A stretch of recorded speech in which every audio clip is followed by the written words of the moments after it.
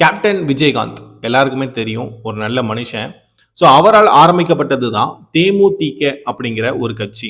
தேசிய முற்போக்கு திராவிட கழகம் அந்த கட்சியோட ஃபுல் பேர். ஸோ இந்த கட்சி வந்து 2005வது வருஷம் டிசம்பர் மாதம் 14ஆம் தேதி வந்து கேப்டன் விஜயகாந்த் அவர்களால் தொடங்கப்படுது.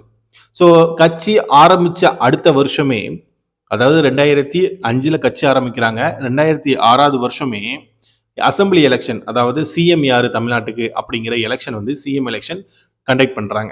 ஸோ அந்த எலெக்ஷன்ல நம்ம தேமுதிக கட்சி வந்து பார்ட்டிசிபேட் பண்றாங்க, போட்டி போடுறாங்க. ஸோ போட்டி போட்டு ஒரே ஒரு எம்எல்ஏ வந்து வின் பண்றாங்க. ஸோ கட்சி டிசம்பர் மாதம் தான் கட்சி ஆரம்பிச்சிருக்காங்க.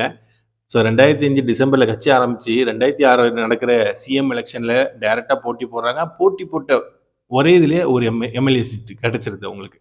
ஸோ அது ஒரு ஆச்சரியமான ஒரு விஷயம் தான். Okay fine. ஸோ அதுக்கப்புறம் வந்து ஒரு பார்லிமெண்ட் எலெக்ஷன் வருது, அதாவது எம்பி எலெக்ஷன் வருது 2009ல். ஸோ அதையுமே போட்டி போடுறாங்க. அதில் வந்து 0, எந்த ஒரு சீட்டுமே அவங்களுக்கு கிடைக்கல.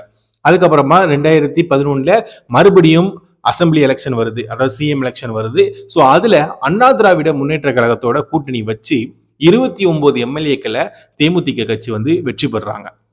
ஸோ இதுவரைக்கும் அவங்க ஜெயிச்ச அதிக எம்எல்ஏக்கள் வந்து இந்த 29 எம்எல்ஏக்கள், அதுவும் 2011ல் நடந்த அந்த சிஎம் எலெக்ஷன்ல மட்டும்தான் அப்படிங்கிறதும் குறிப்பிடத்தக்கது. நோட் பண்ணி வச்சுக்கோங்க. ஏன்னா அதுக்கப்புறம் நடந்த நிறைய எலெக்ஷன், எம்பி எலெக்ஷன் ஆகட்டும், நிறைய சிஎம் எலெக்ஷன் ஆகட்டும், அது எல்லாத்துலேயுமே அவங்க 0 தான், எந்த ஒரு வெற்றியுமே பெறலை. ஏன்னா அதுக்கப்புறம் வந்து கேப்டன் விஜயகாந்த் அவர்களோட உடல்நிலை சரியில்லாமல் போச்சு. ஸோ அப்படி படிப்படியாக மீடியாக்கள் நிறைய ஒரு மாதிரி போர்ட்ரேட் பண்ண ஆரம்பிச்சாங்க. ஸோ அதனால மேக்ஸிமம் அதில் வந்து ரொம்ப ட்ராப் ஆயிட்டு அப்படிங்கிறது தான் ஒரு யதார்த்தமான ஒரு உண்மை. அண்ட் ஆல்சோ அந்த மனுஷனும் 2023 வருஷம் டிசம்பர் 28ஆம் தேதி இறந்து போறாரு. ஸோ அது நம்ம எல்லாத்துக்குமே தெரியும். ஸோ இப்போ நம்ம பாயிண்ட்டுக்கு வருவோம். ஸோ மெயினாக தேமுதிக கட்சி எதுக்கு ஆரம்பிச்சாங்க அப்படின்னு பார்த்தீங்கன்னா, 2 திராவிட கட்சிகள் ஆண்டுகிட்டு இருக்கு, மக்களுக்கு ஒரு சாய்ஸ் இருக்கட்டும், ஒரு மாற்று கட்சியா நம்ம வருவோம் அப்படின்னு தான் தேமுதிக கட்சியை கேப்டன் அவர்கள் ஆரம்பிச்சாங்க, இந்த தேமுதிக கட்சி. ஓகேங்களா?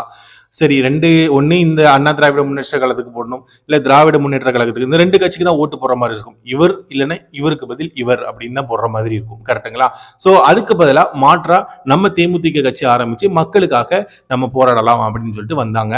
ஸோ மெயினாக வந்ததுக்கு காரணம் மாற்று கட்சியாக வரணும் அப்படிங்கிற ஒரு ரீசன். இன்னொரு ரீசன், ஊழல் பண்ணவே கூடாது அப்படிங்கிற 2 அஜெண்டாவை வச்சு தான் அவங்க கட்சியை ஆரம்பித்து மக்களுக்காக வந்தாங்க. ஓகே.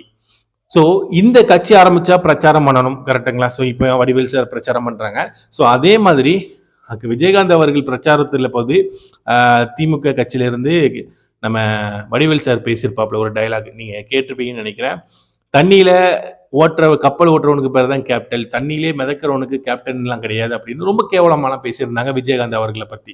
ஸோ வடிவேல் சார் மட்டும்தான் விஜயகாந்தை கேவலமாக பேசுனாங்க, மற்ற யாரும் பேசுகிறேன்னு சொல்ல வரையான்னு கேட்டீங்கன்னா இல்லை.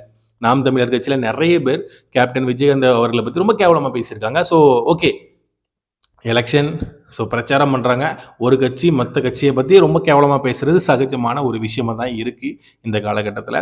ஸோ அவ்வளோ கேவலமாக பேசுனாங்க. ஓகேங்களா? ஃபைன்.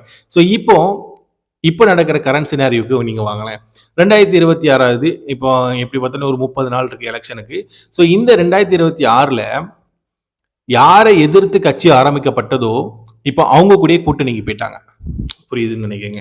ஸோ எவ்வளோ கேவலமாக திமுக கட்சியிலேருந்து வடிவேல் சார் வந்து கேப்டன் அவர்களை கேவலமாக பேசினாங்களோ, இப்போ அதே திமுக கட்சியோட விஜயகாந்த் அவர்களால் தொடங்கப்பட்ட தேமுதிக கட்சி கூட்டணிக்கு போயிட்டு அப்படிங்கிறது ஒரு யதார்த்தமான ஒரு உண்மை. ஸோ எப்படி ஒருத்தர் நம்மளை கேவலமாக பேசுகிறான், ரொம்ப மன உளைச்சலுக்கு ஆளாக்குறான். ஸோ அப்படி ஆளாக்கிட்டு அவங்க கூடயே போய் நம்ம ஃப்ரெண்ட்ஷிப் வைக்கிறோம் அப்படிங்கிறது எப்படி சொல்றது அப்படிங்கிறது தெரில. ஏன்னா இந்த சம்பவம் நடந்ததுக்கு அப்புறம் நிறைய பேர் சோசியல் மீடியாவில் இதெல்லாம் விஜயகாந்த் இருந்தாருன்னா மன்னிக்கவே மாட்டார், விஜயகாந்துக்கு எவ்வளோ கஷ்டமாக இருந்திருக்கும் அப்படி இப்படி நிறைய பேர் வந்து சோசியல் மீடியாவில் வீடியோக்கள் போட்டுட்டு இருந்தீங்க. ஸோ அது அந்த கட்சி எடுத்த முடிவு. ஸோ அவங்களுக்குள்ள உள்ள பிரச்சனைகள் அப்படின்னு வச்சுக்கோங்களேன். பட் இது இப்படிதான் ஒரு சூழ்நிலை இருந்திருக்கு அப்படிங்கிறத நீங்கள் நோட் பண்ணி வச்சுக்கிடணும் அப்படிங்கிறது ஒரு மெயினான விஷயமா பார்க்கப்படுது. ஓகே. ஸோ கட்சி ஆரம்பித்த நாள்ல இருந்து ஸோ இன்னி வரைக்குமே அவங்க 2011 நடந்த அசம்பிளி எலெக்ஷன், அதாவது எம்பி எலெக்ஷனில் மட்டும்தான் 29 எம்எல்ஏ சீட்டுகளை வாங்கியிருக்காங்க. அதுக்கப்புறம் ஒரு சீட்டுமே அவங்க ஜெயிக்கல. இந்த 2026லையும் திமுக கூட கூட்டணியில் இருக்கிறாங்க. ஸோ திமுகவும் அவங்களுக்கு நிறைய ஒரு எம்பி சீட் வர கொடுத்துருக்காங்க. ஸோ நிறைய சீட்டுகளும் ஒதுக்கியிருக்காங்க. ஸோ இந்த இதுலையாவது வெற்றி பெறுறாங்களா அப்படிங்கிறத பார்க்கலாம். ஓகேங்களா? ஸோ மெயினாக கட்சி ஆரம்பித்தது ஒரு நோக்கத்துக்காக ஆரம்பித்தாங்க. பட் இப்போ இருக்கிற சினாரியோவில் இந்த கட்சி கொஞ்சம் அவங்களோட முரண்பாட்டிலேருந்து வேறுபட்டிருக்கு அப்படிங்கிறது தான் ஒரு யதார்த்தமான ஒரு உண்மை. ஸோ அதையும் நம்ம ஏற்றுக்கொள்ள வேண்டிய ஒரு கட்டாயத்தில் இருக்கும். ஸோ நாளைக்கு இன்னொரு கட்சியை பற்றின ஃபுல் டீட்டெயிலாக பார்க்கலாம்.